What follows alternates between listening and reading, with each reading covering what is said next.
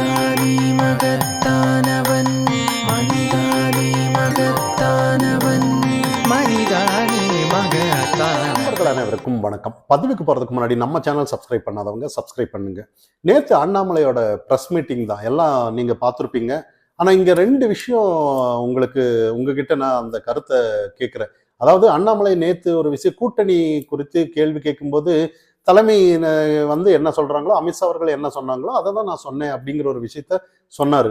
இன்னொரு விஷயம் காமராஜர் குறித்து திருச்சி சிவா அவர்கள் சொல்லியிருந்தாரு.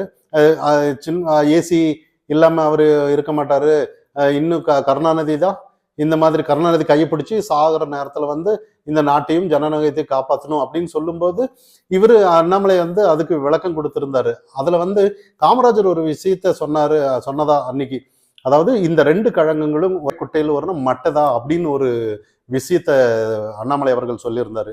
இப்போ ஒரு தரப்பு சரி கூட்டணி தான் அவர் சொல்லிட்டாரு, இந்த நேரத்துல அதாவது கூட்டணியில இருக்கும்போது சுமூகமா போகும்போது ஏன் இதை சொல்லணும், இதை தவிர்த்திருக்கலாமேங்கிற ஒரு தரப்பு சொல்றாங்க. இன்னொரு தரப்பு என்ன சொல்றாங்கன்னா, வரலாறு தானே, கூட்டணி ஆயிட்டானா வரலாறு மறைக்க முடியுமா, வரலாறு அப்படி இருக்கிறதுனால அதையே அண்ணாமலை அவர்கள் சொன்னாரு அப்படிங்கிற ஒரு தரப்பு சொல்றாங்க. மக்கள் தரப்பு, உங்களோட தரப்பு எப்படிங்கிறத இந்த ரெண்டு தரப்பு நீங்க இதை பார்த்துட்டு இருக்கீங்க. இது எப்படிப்பட்ட ஒரு போக்கு, இது எங்க கொண்டு போய் முடியும் அப்படிங்கிற கருத்து நீங்க பதிவிடலாம். அடுத்ததா அண்ணாமலை அவர்கள் ஒரு நேர்மையான ஒரு போலீஸ் தலைவராக இருக்கும்போது சில நேர்மையான அதிகாரிகள் வேலை செய்யறத கூர்ந்து கவனிச்சிருப்பாருன்னு பார்க்கணும். பொதுவா ஒரு ஆட்சி, ஒரு அரசு, ஒரு அதிகாரத்துல முதலமைச்சர் இருக்கும்போது அவங்க கட்டுப்பாட்டுல தான் போலீஸ் துறை கண்டிப்பா இருக்கும்.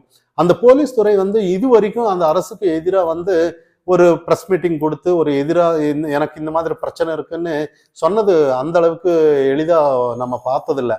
ஆனா இப்ப மயிலாடுதுறை மாவட்ட அந்த மதுவிலக்கு துறையோட டிஎஸ்பி சுரேந்திரன் அவர்கள் ஒரு மதுவிலக்கு துறையில இருக்கிறாரு.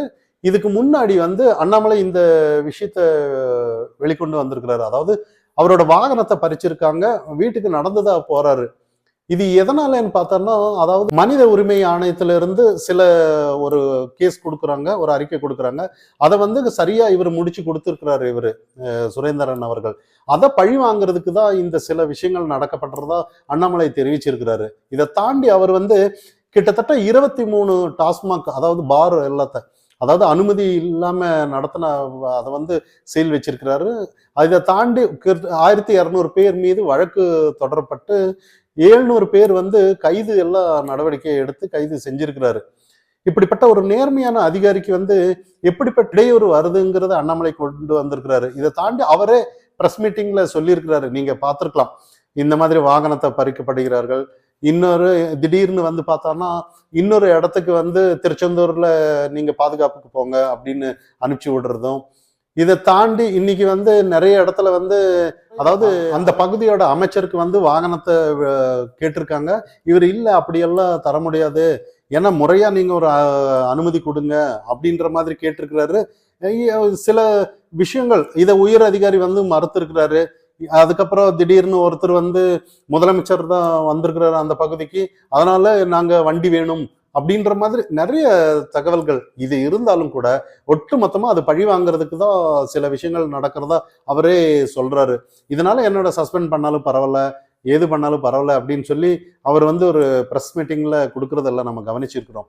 இதெல்லாம் தாண்டி இன்னைக்கு நிறைய சட்ட ஒழுங்கு பிரச்சனை நடக்கிறத நம்ம கவனிக்கிறோம். நேத்து ஒரு பள்ளி மாணவர்களுக்கு தொடர்ந்து அறிவாளர், நேத்து நம்ம பதிவிலே போட்டிருந்தோம், 10 வயது சிறுமி மாணவி நடு ரோட்ல வாயை பொத்தி காட்டுல இழுத்துட்டு போறத காட்சி. இதெல்லாம் பார்க்கும்போது இங்க என்ன சட்டம், இதை தாண்டி நம்ம முதல்வர் அவர்கள் ஓரணியில் தமிழ்நாடு அப்படின்னு ஒரு பக்கம் போயிட்டு இருக்கிறாங்க. இதெல்லாம் வெற்றி தானா அப்படின்னு பார்த்தோம்னா முழுக்க முழுக்க மக்கள் எதிர் அலைகள் இருக்குங்கிறத நம்ம கவனிக்கணும். ஏன்னா நிறைய இடத்துல இன்னைக்கு திமுக காரங்க போய் உறுப்பினர் சேர்க்கை கேட்கும்போது ரெண்டு விஷயத்த கேட்குறாங்க. அதாவது பஸ் ஃப்ரீயா போறீங்களா, 1000 ரூபாய் காசு வருதா, அப்போ ஓடிபி சொல்லுங்க அப்படின்னு சொல்லி ஸ்டிக்கர் ஒட்டிட்டு வர்றது தான். அதுவும் குறிப்பா பார்த்தோன்னா அவங்களோட ஏரியாவுக்கு மட்டும்தான் போறாங்க, வேற எந்த ஏரியாவும் போறதில்ல. அதாவது ஆல்ரெடி திமுக உறுப்பினர்கள் வீட்டுக்கு மட்டும்தான் போறாங்களே ஒழிய வேற எந்த இடமும் போறதில்லைன்னு நம்ம கவனிக்கணும். இப்படி எல்லாம் என்ன, அதாவது பொதுவா ஒரு கட்சியோட சாதனை சொல்லுன்னு சொல்லிதான் எல்லாரும் இப்ப தேர்தல் நேரத்துல சொல்லுவாங்க. தேர்தல் நேரத்துல எந்த ஒரு இவங்க ஏதாவது செஞ்சிருந்தாதானேன்ற மாதிரி கேள்வி. இப்போ 4 வருஷம் முடியுது, 5வது வருஷத்துல வந்து 1000 ரூபாய் நான் தர்றேன்னு நிறைய இடத்துல எதிர்ப்பலைகளும் இருக்கு. 1000 ரூபாய் தர்றேன் அப்படின்னு சொல்லிட்டு ஏன் தரல இத்தனை நாள், 4வது வருஷத்துல வந்து என்னத்த ஒட்டுக்கா நீங்க தரப்போறீங்களா அப்படின்னு கேள்வி எல்லாம் வருது.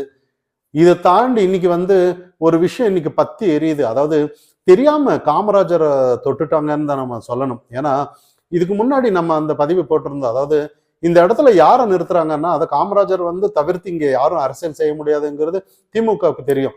இதெல்லாம் காமராஜர் ஆனாலும் எல்லாரும் டேமேஜ் பண்ணி, அதாவது முதல்வர் அதாவது கலைஞர் அவர்களை வந்து இன்னைக்கு முதல் முகமா இங்க கொண்டுட்டு வர்றதுக்கு தான் முயற்சி பண்றாங்க.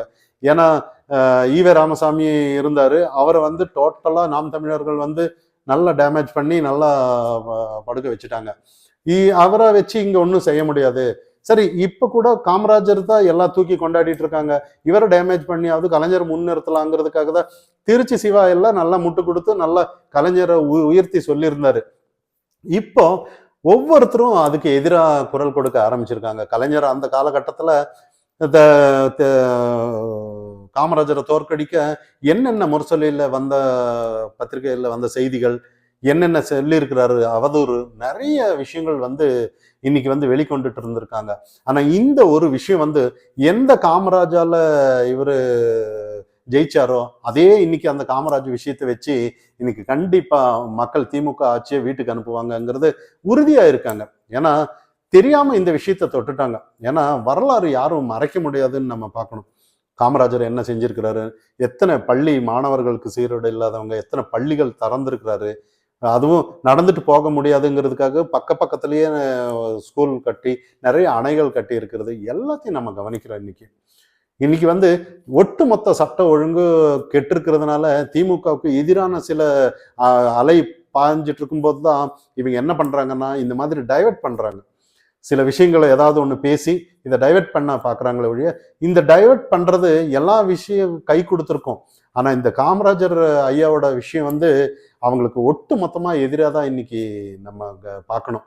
ஏன்னா யாருமே விட மாட்டாங்க. இன்னைக்கு பாருங்களேன், இன்னைக்கு கூட்டணி என்னதான் பண்ண, அதாவது காங்கிரஸ் கூட்டணி எல்லாம் இன்னைக்கு திருச்சி சிவா உறவ பொம்மையை எதிர்த்து போராடிட்டு இருக்காங்க.